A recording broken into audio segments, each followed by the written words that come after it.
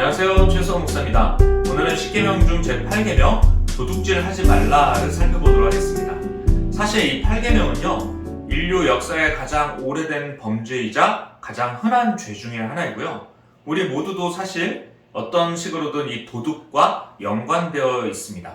자, 한번 예를 들어보면 이 첫 번째로는 남의 지식을 훔치는 경우도 있죠.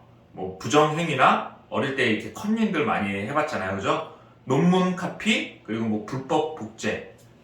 연예계나 스포츠계에서는요, 갑을 계약도 있어요. 그러니까 마땅히 을에게, 마땅한 보수를 이렇게 주지 않는 이런 갑과 을의 관계의 계약들. 이런 것도 다 도둑질이겠죠. 자, 그 다음에 직장에서는 고용주와 고용인도 마찬가지입니다. 고용주는요, 일을 시키고 임금을 제대로 챙겨주지 않는 것. 그리고 회사를 위한다는 명목으로, 가족들과 지낼 시간을 도둑질하는 경우, 그런 경우가 있고, 이 고용인은요 2시간이면 끝날 일을 10시간으로 거짓 보고해서 그 회사의 금액을 받아내는 이런 거짓 보고를 하는 그런 것도 다 도둑질입니다. 땅 투기, 이중장부, 세금 포탈 다 도둑질이고요. 심지어는 이제 남의 나라 침략도 있습니다.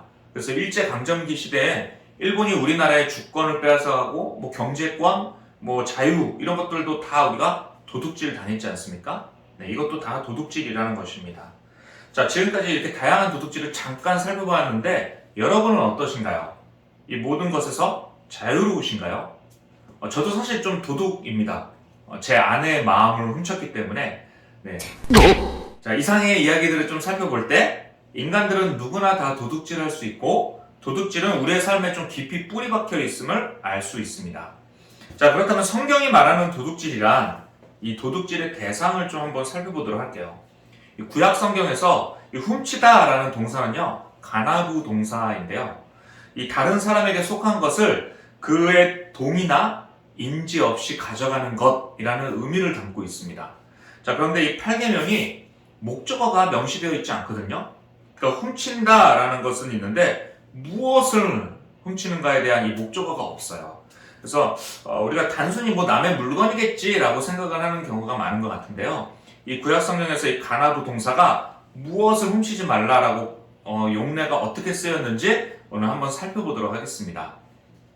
자, 첫 번째로는요, 소, 양, 염소 이런 것들입니다. 그러니까 출애굽기 22장 1절에 보시면요, 사람이 소나 양을 도둑질하여 이렇게 가나부 동사가 쓰였는데 소나 양이 목적어가 되었죠. 이 고대 근동이나 아시아나 이스라엘에서는요, 이 양이나 소 이런 짐승이 큰 재산이 되었거든요. 그러니까 이런 것들이 훔치는 것이 아주 다반사로 일어났었습니다. 그 두 번째로는 은과 금. 창세기 44장 8절 말씀해 보시면, 우리가 어찌 당신의 주인의 집에서 은, 금을 도둑질하리이까. 이런 화폐로 통용됐던 은과 금 당연히 많이 도둑질하기도 했죠. 자, 그리고 세 번째로는 사람을 도둑질하는 경우가 있어요. 출애굽기 21장 16절에 보시면요, 사람을 납치한 자가 그 사람을 팔았든지 자기 수하에 두었든지 그를 반드시 죽일지니라. 인신매매를 위해서 이 사람을 도둑질하는 경우가 이 과거에 참 많이 있었거든요. 그래서 실제로 요셉이 형들에 의해서 팔렸잖아요. 이것을 보면 이 고대 근동이나 고대 세계에 이렇게 사람을 도둑질하는 경우가 아주 비일비재했던 것도 알 수 있습니다. 자, 또 흥미로운 것은요, 이 인간이 다른 사람의 마음을 훔친다는 사실이에요. 이 압살롬이 이 성문 앞에 있다가 다윗에게 가는 사람들을 자기에게로 돌려서 따뜻하게 대해주면서 했던 것들을 이 성경 기자는요, 백성의 마음을 도둑질했다라고 평가하기도 했어요. 그뿐만이 아니고 인간은 하나님께 드린 물건에도 손을 댑니다. 자, 여리고성 전투 시에 이 하나님께서 그 모든 물건을 다 바쳐라 라고 말씀하셨는데, 아간이 하나님께 드려진 물건 몇 개를 빼내서 도둑질했다가 그는 심판을 받았죠. 자, 그리고는 심지어 이 신의 말씀까지 훔치는 경우가 있었습니다. 이 예레미야 선지자는요, 하나님의 말씀을 도둑질하는 거짓 선지자들이 있다라고 그 시대에 거짓 선지자들을 향해서 비난을 하고 하나님의 말씀을 도둑질했다라고 평가했습니다. 자, 지금까지 가나부 동사의 쓰임 그 목적어들을 좀 살펴보면요, 인간이 훔치는 대상이 굉장히 포괄적이고 굉장히 넓다는 것을 알 수 있죠. 그래서 우리는 이 8계명이 단순히 남의 재물을 탈취하는 것으로만 이 축소 해석해서는 안 될 것입니다.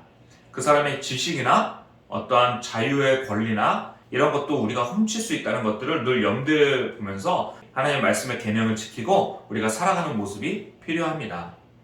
자, 그렇다면 그리스도인들은 어떻게 살아야 할까? 오늘은 이 적용점인 관점으로 좀 세 가지만 말씀드리고 말씀 마치도록 할게요.